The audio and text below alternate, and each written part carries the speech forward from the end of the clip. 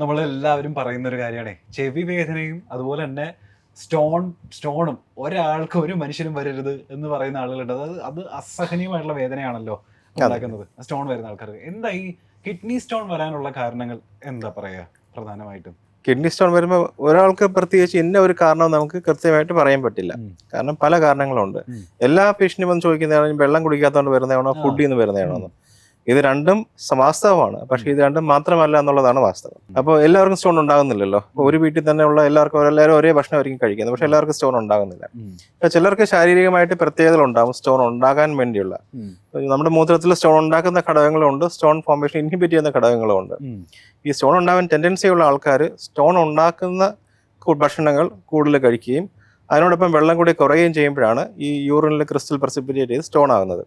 ഈ സ്റ്റോൺ തന്നെ എല്ലാ സ്റ്റോണും ഒരേപോലത്തെ സ്റ്റോൺ അല്ല, പല തരത്തിലുള്ള സ്റ്റോൺ ഉണ്ട്. അതിൻ്റെ കെമിക്കൽ കോമ്പോസിഷൻ നമ്മൾ ഏറ്റവും കോമൺ ആയിട്ട് കാണുന്ന കാൽഷ്യം ഓക്സലേറ്റ് സ്റ്റോൺസ് ആണ്. പിന്നെ യൂറിക് ആസിഡ് സ്റ്റോൺ ഉണ്ട്, പിന്നെ വേറെ കാൽഷ്യം ഫോസ്ഫേറ്റ് സ്റ്റോൺസ് ഉണ്ട്. അങ്ങനെ വേറെ പല കെമിക്കൽ ഘടനയുള്ള സ്റ്റോൺസും ഉണ്ട്. അപ്പോൾ ഇപ്പോൾ കാൽഷ്യം ഓക്സലേറ്റ് സ്റ്റോൺസ് ഉണ്ടാകുന്ന ആൾക്കാർക്ക് ചിലപ്പോൾ അവർക്ക് ഇപ്പോൾ ഈ ഫുഡിലുള്ള ഓക്സലേറ്റ് കണ്ടന്റ് കൂടുതലായിരിക്കും. അപ്പോൾ ഓക്സലേറ്റ് കണ്ടന്റ് കൂടുതലുള്ള ചില ഭക്ഷണങ്ങളൊക്കെ ഉണ്ട്. ഇലക്കറികൾ, ചിലതരം ഫ്രൂട്ട്സ് ഒക്കെ, മുന്തിരി പോലുള്ള ഫ്രൂട്ട്സ്, നട്ട്സ് ഐറ്റംസ്, ചോക്ലേറ്റ്, അതിലൊക്കെ ഓക്സലേറ്റ് കൂടുതലാണ്. അപ്പോൾ ഈ ഓക്സലേറ്റ് സ്റ്റോൺ ഫോർമേഷൻ ഉണ്ടാവാൻ ടെൻഡൻസി ഉള്ള ആൾക്കാർ അങ്ങനത്തെ ഭക്ഷണം കൂടുതലായിട്ട് കഴിക്കുമ്പോൾ അവർക്ക് കൂടുതലായിട്ട് സ്റ്റോൺ ഉണ്ടാകുന്നുണ്ട്. അതുപോലെ തന്നെ ചിലർക്ക് ബ്ലഡിൽ യൂറിക് ആസിഡ് കൂടുതലായിരിക്കും. ഇപ്പോൾ യൂറിനിലും യൂറിക് ആസിഡ് കൂടുതലായിരിക്കും. അപ്പം അങ്ങനെയുള്ളവർക്ക് യൂറിനിൽ യൂറിക് ആസിഡ് പ്രസിപ്പിറ്റേറ്റ് ചെയ്ത് യൂറിക് ആസിഡ് സ്റ്റോൺസ് ഉണ്ടാകാം. അപ്പം ഇതിനെല്ലാം ചിലതൊക്കെ ജനിതകമായിട്ടുള്ള ഒരു വ്യത്യാസം കൊണ്ടും ഇങ്ങനെ ഒരു ടെൻഡൻസി കൂടാം. പ്രത്യേകിച്ച് യൂറിക് ആസിഡ് സ്റ്റോൺസ്, ചില ജനറ്റിക് കണ്ടീഷൻസ് യൂറിക് ആസിഡ് ഒരുപാട് ഹൈ ആവാൻ ചാൻസ് ഉണ്ട്, പക്ഷെ ചിലതിൽ മൈൽഡായിട്ട് ഹൈ ആവാൻ ചാൻസ് ഉണ്ട്. ചിലപ്പോൾ നമുക്ക് ഐഡന്റിഫൈ ചെയ്യാൻ പറ്റുന്ന ജനറ്റിക് കണ്ടീഷൻ കാണത്തുമില്ല, യൂറിക് ആസിഡ് കൂടുതലായിരിക്കും. അപ്പോൾ ഓരോരുത്തരുടെ ഉണ്ടാകുന്ന സ്റ്റോൺ അനുസരിച്ചാണ് അവരുടെ ഡയറ്ററി മോഡിഫിക്കേഷൻ വരുത്തേണ്ടതും അവർ എടുക്കേണ്ട മെഡിസിൻസും വ്യത്യാസം വരുത്തേണ്ടതും. അപ്പോൾ എല്ലാവർക്കും ഒരേപോലെ അല്ല, എല്ലാവർക്കും ഒരേപോലെ ആയിരിക്കില്ല ട്രീറ്റ് ചെയ്യേണ്ടത്. എന്തുകൊണ്ട് ഈ സ്റ്റോൺ വരുന്ന സമയത്ത് നമുക്ക് ഈ അൺസഹിക്കബിൾ ആയിട്ടുള്ള പെയിൻ വരാനുള്ള കാരണം എന്താണ്? അതെ. അപ്പോൾ സ്റ്റോണിന്റെ പെയിൻ്റെ കാര്യം പറഞ്ഞല്ലോ. അപ്പം ഈ കഠിനമായിട്ടുള്ള വേദന, പക്ഷെ എല്ലാവർക്കും സ്റ്റോൺ ഉണ്ടാകുമ്പോൾ ഇതുപോലെ വേദന വരുന്നില്ല. നമ്മളിപ്പോൾ സ്റ്റോണിന്റെ പെയിൻ ഇല്ലാത്ത, ഒട്ടുമേ പെയിൻ ഇല്ലാത്ത ആൾക്കാരെയും കാണുന്നുണ്ട്. അപ്പോൾ നമ്മൾ പേഷ്യൻ്റെ അടുത്ത് പറയുന്ന ഒരു കാര്യം, പെയിൻ ഇല്ലാത്ത സ്റ്റോൺ ആണ് കൂടുതൽ ഡേഞ്ചറസ് എന്ന്. കാരണം പെയിൻ ഉണ്ടെങ്കിൽ ആൾക്കാർ സമയത്ത് ട്രീറ്റ്മെന്റ് എടുക്കും. പെയിൻ ഇല്ലാത്ത സ്റ്റോൺ തടഞ്ഞിരുന്ന് കിഡ്നിയുടെ പ്രവർത്തനം തന്നെ അവതാളത്തിലാക്കി ചിലപ്പോൾ കിഡ്നിയെ തന്നെ കംപ്ലീറ്റ് ആയിട്ട് ഡാമേജ് ചെയ്യാം.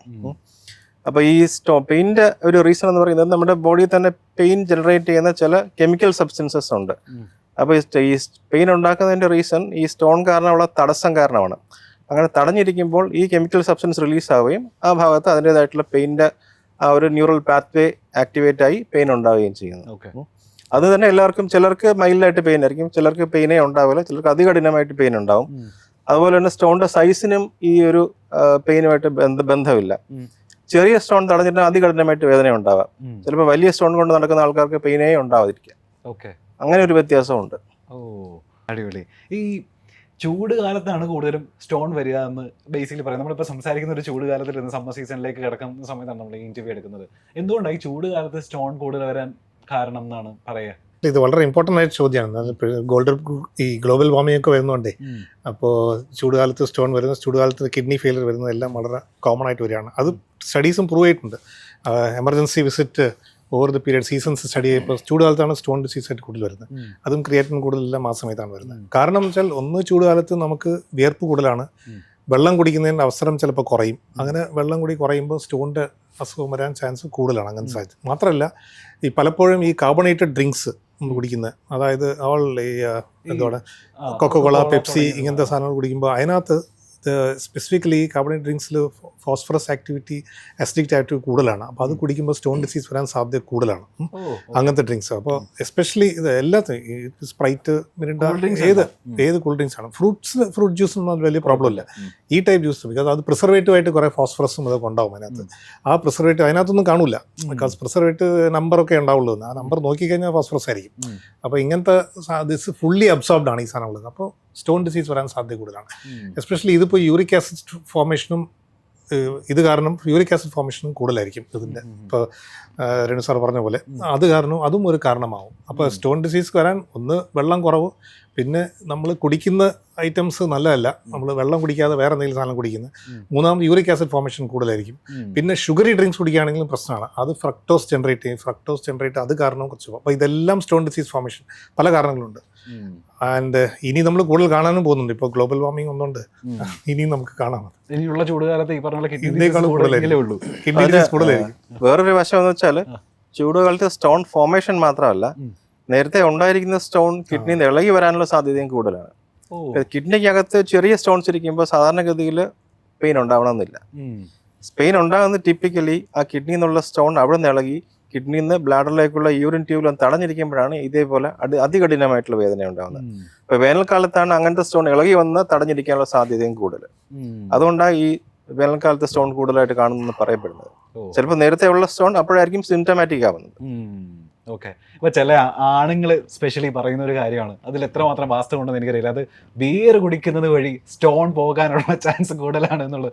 ഡോക്ടേഴ്സ് ആയിട്ടുള്ള നിങ്ങൾ ചിലപ്പോൾ കേട്ടിട്ടുണ്ടായിരിക്കും. ഇതിൽ എന്തെങ്കിലും വാസ്തവം ഉണ്ടോ? അതിനകത്ത് മെയിൻ ആയിട്ടുള്ള കാര്യം എന്ന് പറയുന്നത് ആ ക്വാണ്ടിറ്റിയുടെ ആണ്. ബിയർ കുടിക്കുന്ന പറഞ്ഞാൽ compare to other alcohols actually quantity of beer, അതിനകത്ത് നമ്മളൊന്നും ഇത് വലിയ എമൗണ്ട് ആയിരിക്കും, മിക്കവാറും 500 ml കാണും, അല്ലെങ്കിൽ ചിലപ്പോൾ 1 ലിറ്ററോളം ഒക്കെ ചിലപ്പോൾ ആൾക്കാർ കുടിക്കും. ആ കുടിക്കുമ്പോഴത്തേക്ക് ആ ഫ്ലോ കാരണമാണ് ശരിക്കും പറഞ്ഞു കഴിഞ്ഞാൽ നമുക്ക് ഒത്തിരി അധികമായിട്ട് ഫ്ലോ വരുമ്പോഴത്തേക്കും ചിലപ്പോൾ കിഡ്നി സ്റ്റോൺ ഇളകി വരാനും താഴോട്ട് വരാനുള്ള സാധ്യതയുണ്ട്. മനസ്സിലായില്ലേ? അതായത് പ്രിവെന്റീവ് ആയിട്ട് ശരിക്കും പറഞ്ഞാൽ അങ്ങനെ ബിയർ കുടിക്കാം എന്ന് പറയുന്നത് ശരിയല്ല. വേറൊരു വശമുണ്ട് ശരിക്കും പറഞ്ഞാൽ. ബിയർ കുടിക്കുമ്പോൾ യൂറിക് ആസിഡും കൂടും. അപ്പൊ യൂറിക് ആസിഡ് കൂടി ശരിക്കും പറഞ്ഞാൽ സ്റ്റോൺ ഫോർമേഷൻ അത് കൂട്ടുകയാണ് ചെയ്യുന്നത്. ഡോക്ടർ പ്രവീൺ പറഞ്ഞ പോലെ അമിതമായിട്ട് കൂടുതൽ അളവ് കഴിക്കുമ്പോൾ കൂടുതലായിട്ട് യൂറിൻ ഉണ്ടാവുന്നു. ഈ കൂടുതലായിട്ട് യൂറിൻ ഉണ്ടാകുമ്പോൾ നാച്ചുറലി സ്റ്റോണിന്റെ ട്രീറ്റ്മെന്റ് തന്നെ കൂടുതലായിട്ട് വെള്ളം കുടിച്ച് കൂടുതലായിട്ട് യൂറിൻ ഉണ്ടായി ആ യൂറിന്റെ ഒഴുക്കിൽ സ്റ്റോൺ പോകുക എന്നുള്ളതാണ്. അങ്ങനെ ഒരു ബെനിഫിഷ്യൽ ഇഫക്റ്റ് ബിയറിനുണ്ട്. പക്ഷേ ബിയറിന് മാത്രമല്ല, അതിന് പകരം വെള്ളം കുടിച്ചാലും മതി.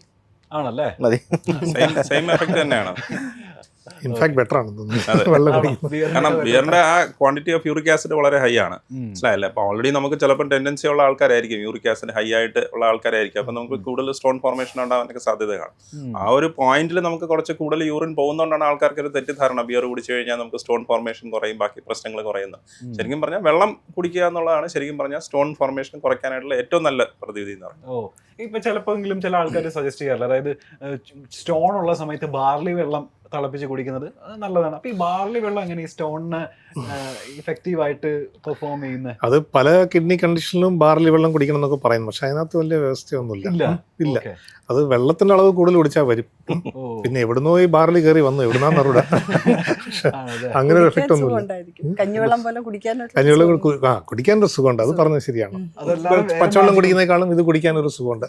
അത് മാത്രമുള്ള ഒരു ചിലപ്പോൾ കൂടുതൽ കുടിച്ചു, കൂടുതൽ അളവിൽ കുടിക്കാൻ പറ്റും. അതുപോലെ തന്നെ ഇപ്പം ചില നാച്ചുറൽ റെമഡീസ്, കല്ലുരിക്കുന്ന ചെടി കഴിച്ചാൽ ചിലപ്പോൾ കല്ലെല്ലാം ഉരുകി പോകുമെന്നൊക്കെ പറയും. പക്ഷെ അതിൽ വന്ന് വാസ്തവം ശരിക്കും പറഞ്ഞാൽ അതിലുള്ള നമ്മൾ കുടിക്കുന്ന വെള്ളത്തിന്റെ കണ്ടന്റാണ് അതിൽ പ്രധാനം. കൂടുതൽ വെള്ളം കുടിച്ചാൽ സ്റ്റോൺ പോകും. അപ്പൊ കല്ലുരുക്കി ഉണ്ടെങ്കിലും ഇല്ലെങ്കിലും സ്റ്റോൺ പോകും.